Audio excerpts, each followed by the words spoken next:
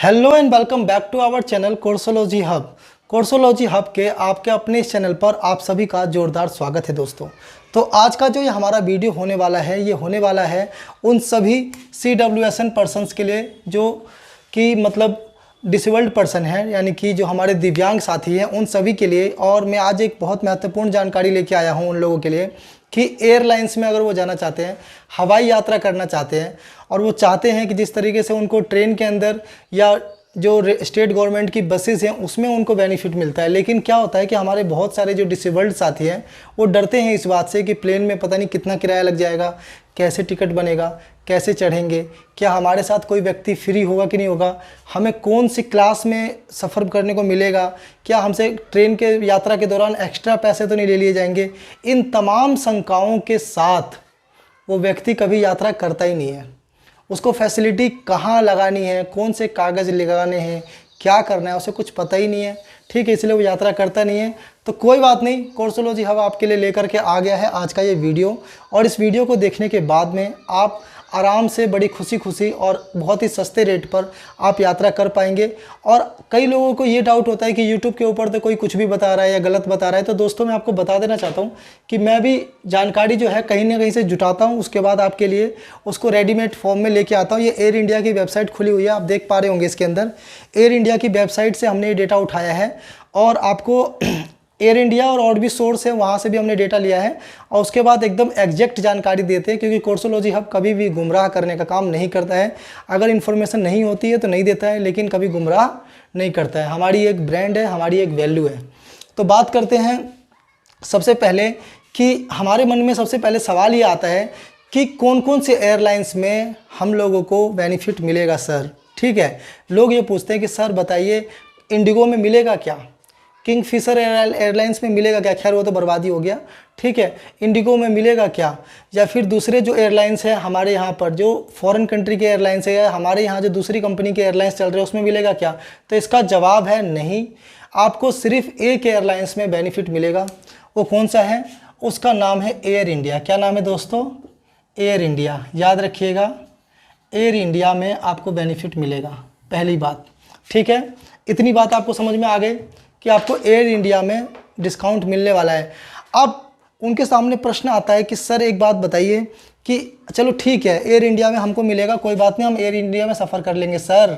ठीक है, आप ये बताइए कि जो मिलेगा कितना मिलेगा। तो आपको पता होगा कि जब एक टिकट बनता है तो उसके अंदर बेसिक फेयर, इनकम टैक्स, उसके बाद लग्जरी चार्ज और भी तमाम तरह के चार्जेस लग करके एक टिकट का निर्माण होता है। आप सभी को पता होगा, इसको बताने की कोई जानकारी नहीं है।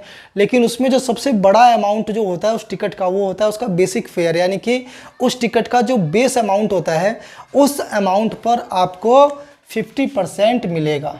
कितना मिलेगा दोस्तों, 50% आपको ऑफ मिलेगा। ठीक है, याद रखिएगा।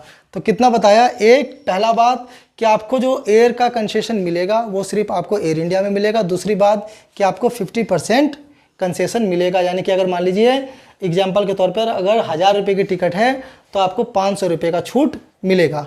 अब बात करते हैं दूसरी कि सर ये तो चलो ठीक है, समझ में आ गया कि मिलेगा, उसके अलावा डॉक्यूमेंट की क्या रिक्वायरमेंट होगी। तो दोस्तों आपका एक तो जो आपका मेडिकल सर्टिफिकेट होगा, ठीक है, मेडिकल सर्टिफिकेट वो आपको लगाना होगा।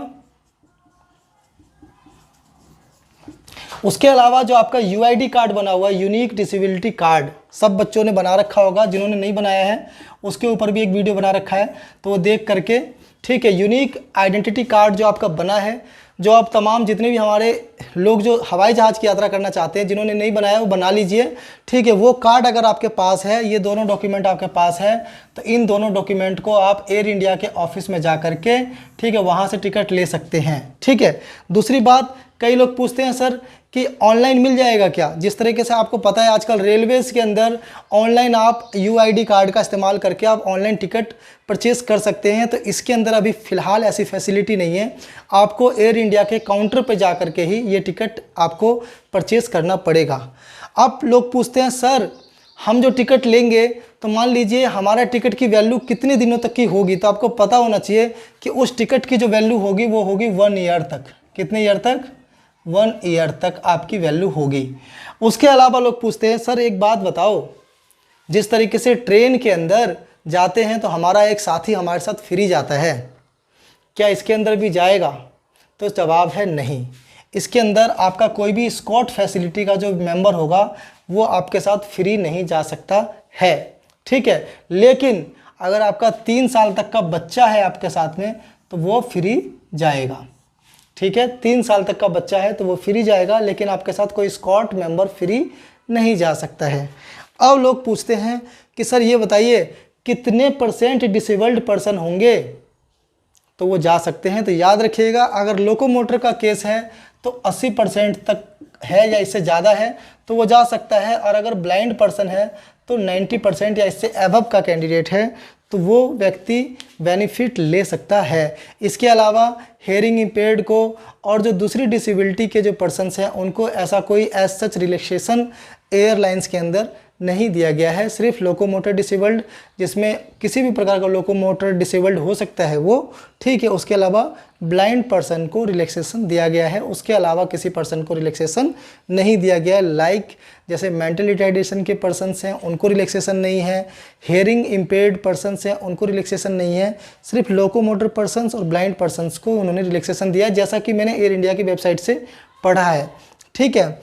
उसके अलावा और आपके कौन से क्वेश्चन हो सकते हैं? नंबर दूसरा, अगर आप ये पूछते हैं कि सर एक बात बताइए, किसी ने अगर फर्जीवाड़े से टिकट बना लिया, मान लीजिए कोई उल्टे पुल्टे कागज़ बना के ले गया और यात्रा के दौरान उसका कागज़ पता चल गया कि उसके कागज़ नकली हैं, तो क्या होगा?